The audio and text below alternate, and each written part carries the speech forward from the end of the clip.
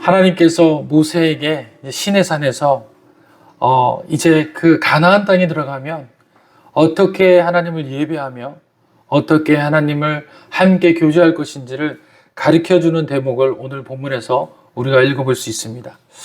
본문은 성경의 나무들 중에서 가장 연약한 나무, 또 연약한 것 같지만 또 험난한 나무를 소개하고 있습니다. 여러분들, 성경에는 참 많은 나무들이 등장해요. 특별히 백향목이라는 나무가 등장을 하죠.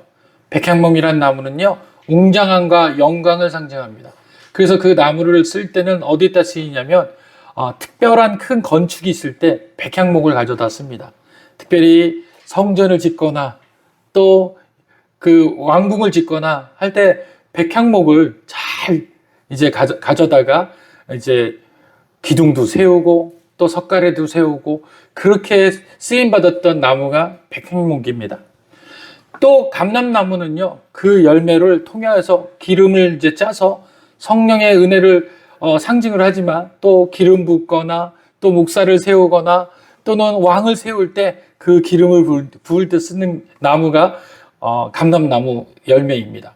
그리고 무화과 나무는요, 그 열매를 통해서 풍성한 열매를 상징을 해요. 다산을 이야기하고 하나님께서 인생들에게 복을 주시겠다. 그러면 무화과 나무에 대한 이야기를 말씀을 많이 하십니다. 그리고 종려나무가 또 있습니다. 종려나무는요, 여러분들 다 아시다시피 예수님께서 예루살렘에 입성하실 때 종려나무 가지를 흔들면서 왕이시여 우리를 구원하소서, 예수님 우리를 구원하소서 하며 승리할 때 승리의 개성가를 부르고 들어오는 사람들에게 흔드는 그 나무가 바로 종려나무 가지입니다. 의로움을 상징하기도 합니다. 그리고 이스라엘 민족에게는 또 하나의 나무가 있죠. 포도나무입니다. 포도나무는요, 생명의 나무. 그래서 그 열매를 통해서 음료도 만들고 여러 상징적으로도 사용하고 또 생명의 나무라고도 또 이야기를 합니다. 이처럼요, 나무마다 하나님께서 담아두신 그 큰 뜻이 있습니다. 그런데 오늘 본문에는요, 그런 그 나무들, 여러 가지 나무들 중에서도 가장 볼품없고 가장 값어치 없는 나무를 통해 가지고 하나님의 성막에 있는 그 물건들을 만드시려고 하시는 겁니다. 하나님께서는 성막을 지을 때 가장 거룩한 성물인 언약궤를 중심에 두셨는데 그 중심에 둔 언약궤를 무슨 나무로 만들었냐면 오늘 본문에 나오는 시띠나무 조각목으로 만들었습니다. 조각목은요, 시띠나무라고도 하고요, 아카시아 나무라고도 이야기를 합니다. 그래서 아카시아 나무를 통해 가지고 이제 하나님의 성전에 있는 가장 중요한 하나님의 성물이라고 하는 거룩한 성물인 언약궤를 그 나무로 만들게 되었습니다. 여러분들, 왜 하필 하나님께서는 아카시아 나무를 통하여서 그 언약궤를 만드셨을까요? 분명히 백향목도 있고 감람나무도 있고 여러 나무들이 정말 많이 있었는데도 불구하고 왜 하필이면 광야에서 자라는 볼품없고 쓰잘데기 없는 아카시아 나무를 선택했을까요? 아카시아 나무는 광야의 나무입니다. 아카시아의 나무는요, 그 생명력이 굉장히 길다고 해요. 그 이유는요, 광야는요, 그 태양빛 밑에 그 나무가 자라는데 그 열기를 온몸으로 다 감당을 해야 돼요. 그리고 아카시아 나무는요, 군락을 이루지 않아요. 그냥 혼자 그렇게 외롭게 나무로 성장을 해서 그렇게 자라게 되는 것입니다. 그런데 낮에는 그 태양빛에 그 30도 이상을 오르내리는 그 태양빛을 견뎌야 하고요. 또 밤에는요, 그 차가운 그 바람을 견뎌야 했습니다. 그래서 그 아카시아 나무가 낮에는 태양을, 밤에는 추움을 견디면서 그 어떤 나무보다 너무도 단단하게 자란다고 합니다. 그리고 뿐만 아니라 광야에는 비가 잘 올까요, 안 올까요? 비가 너무 안 와요. 비가 너무 안 와서 메마른 땅에서 살기 때문에 이 나무는 뿌리를 최소 수미터에서 수십 미터까지 뿌리를 내린다고 해요. 물을 찾아서. 그래서 수십 미터까지 내려서 지하수가 있는지를 찾고 다닌다고 합니다. 그래서 어떤 나무보다 뿌리를 단단하게 고정하고 내리는 나무 중에 하나이라고 이야기합니다. 그뿐이 아닙니다. 줄기는요, 계속해서 태양을 피해서 또 그 여러 가지를 향해서 뒤틀려 있습니다. 또 가장 중요한 것은요, 이 나무가 생존하려면 어떻게 생존하냐면 가시를 돋아야 돼요. 그 가시를 돋는 이유가 곤충들 때문에 그렇다고 해요. 그리고 짐승들 때문에 그렇다고 합니다. 짐승들이 와가지고 연약한 잎들을 막 뜯어먹으니까 그걸 방어해서 스스로 살아남으려고 가시를 막 맺는다라고 이야기를 합니다. 그래서요, 이 아카시아 나무는 벌레가 잘 먹지 않는다고 해요. 너무도 나무끼리 치밀해가지고 벌레를 먹지 않습니다. 그리고 그 가시로 인하여서 짐승들도 가까이 오지 않습니다. 그리고 또 웃긴 것은요, 어느 순간에 잘못해가지고 잘려 나가잖아요. 그러면 또 왜 이렇게 새순이 빨리 올라와요? 생명력이 그렇게 강한 나무라고 이야기를 합니다. 그래서 세상의 눈으로 보면 정말 형편없고 보잘것없고 정말 아름답지 못한 나무라고 이야기하고 또 쓸모없는 나무다라고 여길지 모르지만 하나님은 그런 나무를 선택하셨습니다. 그리고 그런 나무를 가져다가 하나님의 크신 그 공간에 채워넣기를 원하시는 거였습니다. 그런데 이 저자가, 이 모세가 왜 이 나무를 하나님에게 받아서 하나님이 말씀하신 대로 묵묵히 그렇게 하고 그 이야기들을 그대로 이렇게 본문에 적었을까요? 그것은요, 아마도 가시나무인 이 시띠나무, 아카시아 나무가 바로 저와 여러분을 정말 너무도 닮았기 때문에 그렇습니다. 우리도 광야 같은 세상을 살지 않습니까? 눈물이 있고 상처가 있고 실패가 있고 아무도 알아주지 않는 그런 시간들을 보낼 때가 있습니다. 우리 역시 완전한 사람이 아니기에 뒤틀리고 상처 입은 인생으로 살아갈 때가 많습니다. 그리고 우리는 많은 사람들로부터 외면받기도 하고 또 많은 사람들에게 또 존중받지 못하는 그런 삶을 살 때가 많다라는 것입니다. 그런 우리의 인생을 오늘 한 사람 한 사람 다 불러다가 이곳 예배당에 채우신 이유가 바로 아카시아 나무, 시띠나무와 같기 때문에 그렇습니다. 할렐루야. 그래서 성경에는 버려진 나무이라고 생각을 할 수 있는 이 나무가 오히려 선택받은 나무다라고 하나님 앞에 나올 수 있는 은혜가 되었다라는 것입니다. 법궤는 금으로 시작되지 않습니다. 오늘 본문에 보면 나무가 다 완성되어지고 난 다음에 그 다음에 그 금을 입히다라고 이야기를 하고 있습니다. 먼저 광야에 있는 나무를 잘라다가 그 나무를 갈고 또 그 나무를 대패질하고 가시를 다 치고 난 다음에 최종적으로 그 나무에 금이 입혀지는 것입니다. 그냥 금이 입혀져서 뚝딱 나온 것이 아니라는 겁니다. 그렇기 때문에 하나님께서는 우리를 그냥 본문을 통해서 우리를 통하여서 바로 우리가 성도가 되게 하는 것이 아니라 어떤 성도가 되려면 과정이 있어야 되고 삶의 그 놀라우신 하나님과의 연합함으로 인해서 삶의 어려운 고난과 역경을 이겨낼 수밖에 없는 그 과정들을 하나님은 우리에게 주시는 것입니다. 그래서 고린도전서에는 우리들에게 이렇게 이야기합니다. 그러나 하나님께서 세상의 미련한 것들을 택하사 지혜 있는 자들을 부끄럽게 하려 하시고 세상의 약한 것을 택하사 강한 것들을 부끄럽게 하시며 하나님께서 세상의 천한 것들과 멸시받는 것들과 없는 것들을 택하사 있는 것들을 폐하려 하시나니 이는 아무 육체도 하나님 앞에서 자랑하지 못하게 하려 하심이니라. 아멘. 가시나무, 시띠나무를 선택한 이유는 그 충분하고 너무도 좋은 나무들을 부끄럽게 하기 위하심임을 기억하시길 바랍니다. 오늘 저와 인생에 고단하고 인생에 굴곡이 있는 저와 여러분들 불러다가 교회에 세우시고 예배당에 채우시고 또 하나님의 자녀다라고 선포하신 이유는 우리 스스로가 우리 스스로를 자랑하는 것이 아니라 우리의 못난 그 모습을 통해서 하나님의 은혜를 통해서 변화된 그 삶을 하나님 스스로가 자랑하기 위해서 우리를 자녀 삼으신 줄 믿으시길 바랍니다. 그래서 저와 여러분들은 오늘 본문에서 이야기했던 것처럼 이제 저와 여러분은 아카시아 나무임을 기억하셔야 돼요. 시띠나무임을 기억하셔야 되는 것입니다.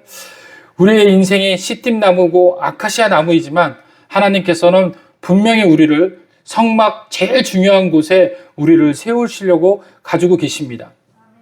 세상은 능력을 보고 하나님은 믿음을 보십니다. 하나님 없이 살 수 있는 사람은 아무도 세상에 없다라는 것입니다. 그러나 세상 사람들은요, 세상의 화려함을 통해 가지고 자기 자신을 드러내는 것이 목적이에요. 그러나 하나님은 순종을 보십니다. 하나님 앞에 얼마나 순종하느냐, 하나님 말씀 안에 얼마나 거하느냐, 하나님 말씀대로 얼만큼 살아내려고 노력을 하느냐, 이 모습이 하나님이 가장 기뻐하시는 그 인생인 줄 믿으시길 바랍니다. 그래서 세상 사람들은요, 얼핏 보면 하나님에 속한 사람들이 하는 그 모습들을 오해하거나 이해하지 못할 때가 있어요. 이 사람의 본질의 목적은 하나님을 기쁘시게 하는 데 목적인데, 얼핏 보면 이 사람의 삶의 목적은 세상 사람들을 기쁘게 하는 목적처럼 보일 때가 있다는 겁니다. 그러나 오늘 본문에서는 그렇지 않다라는 거예요. 하나님 말씀 안에 순종하며 하나님 말씀 앞에 믿음으로 나가며 모든 삶을 동일하게 행하려는 그 모습 안에 하나님께 영광 돌리려는 그 본질적 모습이 숨겨져 있다는 것을 기억하시길 바랍니다. 그래서 오늘 저와 여러분들이 무명 같은 무명이지만 사실은 유명한 무명인으로서 살고 있다는 것을 기억하시길 바랍니다. 그래서 오늘 이 본문을 통해서 우리가 좀 더 그럼 아카시아 나무가 어떻게 깎여 나가고 어떻게 인생이 바뀌어 나가는지 한번 살펴보길 원합니다. 먼저 아카시아 나무는요, 잘려가 나온 다음에 그 나무를 옆에 있는 가시를 다 쳐야 된다고 얘기해요. 근데 그 가시가 얼마나 센지요. 제가 봄쯤에 제주도를 갔는데 거기에 이제 가시나무를 봤어요. 근데 가시나무를 봤는데 이 가시나무가 가시가 너무도 센 거예요. 부러뜨릴 수가 없어요. 이 가시가 마음만 먹으면 이 나무에서 끊어지지가 않는 거예요. 진짜 돌멩이로 쳐야지만 끊어질 수 있는 붙어 있는 그 악력이 너무 크더라고요. 그래서 이제 그 제주도 분들은 그 가시나무에서 그 가시를 뻗다가 뭘 하시는지 아세요? 이쑤시개를 한대요. 가시가 이만큼 길면 그걸 이쑤시개를 한대요. 너무 세서. 그래가지고 옛날 집에 가보면은 이 찬장이란데 이런데 이 가시나무가 길게 있대요. 하나씩. 그리고 이건 아빠 가시나무, 이건 엄마 가시나무, 이건 자녀들 가시나무. 그거 왜 있겠어요? 다 한 분씩 이를 쑤시고 거기다 놓는 거예요. 그래서 그 나무를 또 씻어다가 다시 말리면 또 짱짱하더라는 거예요. 그토록 이 가시나무가, 그 가시가 너무도 강한 걸 제가 경험을 했습니다. 그런 가시나무의 그 강함을 보고서 하나님께서 그 강함에 대한 그 모습을 아마 우리들 모습이라서 그것을 잘라내려고 하시는 것입니다. 오늘 제가 보니까 이 모습을 보면서 저는 그 노래 하나가 생각났어요. 여러분 혹시 가시나무라는 노래를 아세요? 그 가시나무라는 노래가 이렇게 시작합니다. 내 속에 내가 너무도 많아. 내 안에 쉴 곳이 없고 또 많은 새들도 그 가시 때문에 찾아오지 못한다라는 슬픔을 가지고 있다라고 이야기합니다. 여러분들, 가시나무가 왜 그 가시를 갖게 됐다고요? 시댐나무가 왜 가시를 갖게 됐다고요? 자기를 보호하기 위해서. 주의를 통해 가지고 자기를 보호하기 위해서 가시를 돋고 그것을 통해서 보호함으로 인해서 자기가 살려고 가시를 돋았는데 알고 봤더니 그 가시를 통해 가지고 누구를 찌르고 있는 거예요? 내 자신을 제일 먼저 찌르고요. 그 다음에 내 사랑하는 사람들을 찌르고 있다는 겁니다. 그래서 많은 사람들이 그 가시나무 곁에 오게 되면 그 가시나무는 자기가 살기 위해서 사람을 찌르는 거예요. 그래서 새들조차도 편히 쉬려고 그 나무에 찾아들었는데 그 가시 때문에 쉬지 못하고 날아가게 되고 또 내 사랑하는 사람들조차도 나를 사랑한다라고 내가 정말 그 사람을 사랑해서 보호한다는 명목으로 그를 안으려고 해도 그 역시 나의 가시로 인하여서 찔리고 도망가더라는 얘기입니다. 여러분들, 우리 인생에는 이런 가시가 너무도 많습니다. 누군가는 자존심이라는 가시가 있습니다. 누군가는 상처라는 가시가 너무도 크죠. 누구는 미움과 시기와 질투의 가시를 가지고 있습니다. 누구는요, 교만과 자랑이라는 가시를 가지고 있습니다. 문제는 그 가시가 가장 가까운 사람을 찌른다는 것입니다. 가족을 찌르고 배우자를 찌르고 자녀를 찌르고 교회 공동체를 찌릅니다. 그러면서도 우리는 말하죠. 나는 상처받았기 때문에 싫어서 그랬습니다. 더 이상 아프지 않기 위해서 그래서 내가 찔렀습니다. 그리고 이렇게 마무리를 하는 겁니다. 나를 방어하기 위해 그랬습니다. 내 속에 내가 너무도 많아. 당신이 쉴 곳이 없고 바람만 불면 그 메마른 가지가 서로 부대끼며 울어대는데 그 부대끼며 울어대는 그 울음이 얼마나 슬픈지. 쉴만한 곳은 찾아온 지친 새들도 가시에 찔려서 날아가고 그리고 그 삶을 살아가는 그 모습을 통해서 내 자신을 들여다볼 필요가 있다는 것입니다. 내 속에 내가 너무도 그 많은 가시를 가지고 있습니다. 내 생각과 내 고집, 내 자존심, 내 방식. 그러니 예수님도 내 안에 편히 쉬지 못하고 가족도 내 안에 편히 쉬지 못하는 것입니다. 누구 이야기 같습니까? 바로 저의 이야기입니다. 지난주 한 주 동안에 저의 가시 때문에 아내가 찔리고 자녀가 찔리고 세상이 찔리고 또 교회가 찔리고 목회자인 저의 가시 때문에 여러분들이 많이도 아팠을지도 믿습니다. 그러나 오늘 그 가시 때문에 하나님이 저를 부르셔서 그 가시를 지금 다듬으시는 이유가 생긴 줄 믿습니다. 우리를 변화시키기 위해서 하나님께서 부르신 것이 아니라 우리를 버리시기 위해서 부르신 것이 아니라 우리 안에 가시를 제거하시기 위해서 부르신 줄을 믿습니다. 그래서 하나님은 때때로 우리의 계획을 멈추게 하십니다. 우리의 가지고 싶은 것들도 못 갖게 하시고 또 우리가 원하는 모든 일들도 그렇게 원하는 방법대로 흘러가지 않게 하실 때가 있습니다. 그래서 때때로 그것이 눈물로 다 드러날 때가 있고 때때로 실패를 경험하게 할 때도 있습니다. 하나님을 향해 하는 원망도 사실 내 속에 있는 가시 때문에 그런데 그걸 알지 못하고 하나님만 원망하게 되는 것이죠. 그 시간은 아프지만 정녕 그 시간은 헛되지 않는다는 것을 여러분들에게 알려드리고 싶습니다. 왜냐하면 하나님은 목수가 아니라 장인이시기 때문에 그렇습니다. 할렐루야. 장인은요 절대 자기 작품을 포기하지 않습니다.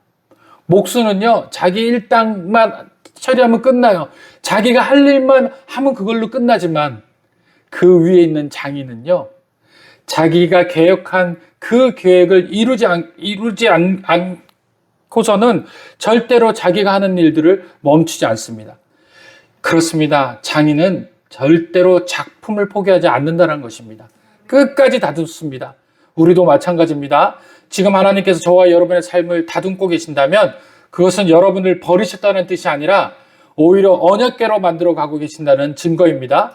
그러므로 사랑하는 성도 여러분, 오늘도 삶이 내 뜻대로 되지 않아 답답합니까? 기도했는데도 해결되지 않는다라고 문제 있다라고 생각하십니까? 사람 때문에 눈물 흘리고 계십니까? 기억하십시오. 하나님은 여러분들을 망가뜨리는 것이 아니라 빚어가고 계신 줄 믿습니다. 가시를 남겨두면 누군가는 반드시 찔리게 되어 있습니다. 그래서 하나님은 그 가시를 깎아내시려고 하시는 겁니다. 그 가지를 다 깎아냈을 때 비로소 우리는 누군가를 품을 수 있게 되는 것입니다. 예수님을 닮는 사람은 가시를 가진 사람이 아니라 상처를 품을 줄 아는 사람인 줄 믿으시길 바랍니다. 예수님을 닮는다라는 것은요, 내 몸에 이미 가시가 다 예수 그리스도로 인하여서 잘려나갔다라는 것입니다. 그래서 예수님은 이렇게 이야기합니다. 누구든지 그리스도와 합하기 위하여 세례를 받은 자는 그리스도로 옷 입었느니라. 할렐루야. 얼마나 놀라운 말씀입니까? 성경은 우리를 닮아가라고 이야기하지 않습니다. 그냥 예수로 옷 입으라라고 이야기하는 것입니다. 이것이 은혜입니다. 우리가 거룩해서 하나님을 사랑하는 것이 아니라 우리를 사랑하시기에 예수님으로 덮어주시는 겁니다. 마치 아카시아 나무가 금으로 덮였듯이 죄인되었던 우리가 예수님의 의로 달라지는 겁니다. 오늘 본문을 우리 다시 한번 들어가 보겠습니다. 저와 여러분들이 보았던 본문 중에서 10절에 보니까 그들은 조각목으로 꾀를 짜되 길이는 2규빗 반, 너비는 1규빗 반, 높이는 1규빗 반이 되게 하고 너는 순금으로 그것을 싸되 그 안팎으로 싸고 위쪽 가장자리로 돌아가며 금테두리를 두르고 금테두리 넷을 부어 만들어 네 발에 달되 이쪽에 두 고리 저쪽에 두 고리를 달아라 라고 이야기합니다. 자, 아카시아 나무를요 이 가지를 다 치었을 때 문제는 한 가지가 더 남아요. 위에 있는 좋은 나무들은 그 나무 한 그루로 여러 가지를 만들 수 있어요. 그런데 아카시아 나무는요, 한 그루로 나무 상자 하나를 만들 수가 없어요. 그 이유는요, 나무가 제가 이야기를 들었죠. 그 태양빛과 밤의 추위로 인해서 나무가 그 여러 가지로 이렇게 굽게 돼 있습니다. 그러면은 긴 부분, 올곧게 된 부분이 있고 또 굽어진 부분이 있는데, 굽어진 부분은 다 잘라버리고 올곧게 된 부분만 다시 다 잘라서 그들을 다 갈아야 돼요. 그리고 그들을 조각조각 난 것들을 다 모아서 연결해서 이어서 나무 상자를 하나 만드는 겁니다. 그런데 여러분, 제가 오늘 이 본문 말씀을 묵상하면서 제가 너무도 놀라운 게 있었어요. 여러분들, 법궤 그러면 우리가 생각할 때 크게 생각되죠. 여러분들, 법궤가 커야지 하나님의 돌판도 들어가고, 그 다음에 그 법궤 안에 뭐가 들어갔어요? 만나 항아리도 들어가고, 또 뭐가 들었을까요? 그 다음에 아론의 쌍난 지팡이도 들어가야 돼요. 그렇게 되면은 거짓 이 상자는 어마무시하게 생각할 겁니다. 그리고 상자가 나왔을 때 많은 그 제사장들이 내 구퉁에서 그것을 들었다라고 이야기할 때 우리는 무슨 상상을 합니까? 어마무시한 그 상자를 들어가지고 하나님의 위엄이 자랑되고 또 위엄이 드러나고 그럴 거라고 생각하잖아요. 그런데 볼게요. 길이 2.5규빗이라고 이야기합니다. 이거는 우리 그 도량법으로 환산하면 약 112cm에서 113cm예요. 그러니까 길이가 112에서 113cm예요. 그럼 길이면 1m 13cm면 얼마 정도 돼요? 이 정도 되는 거예요. 그쵸? 이 정도 되는 거예요. 얼마 크지 않은 거예요. 이 요만한 상자입니다. 너비는요 68cm예요. 그쵸? 넓이가 68cm예요. 70cm 좀 안 되는 거죠. 이 정도 될려나? 그 다음에 깊이도 약 68cm라는 거예요. 이 정도 되는 거예요. 그러니까 우리가 성경적으로 보면 그 나무가, 상자가 그리 크지 않는 상자입니다. 다시 우리가 이해하면 시띠나무, 아카시아 나무로 충분히 만들 만한 나무인 거예요. 왜 아카시아 나무로 만든지 아시겠죠? 큰 나무로 만들면 크게 만들어야 돼요.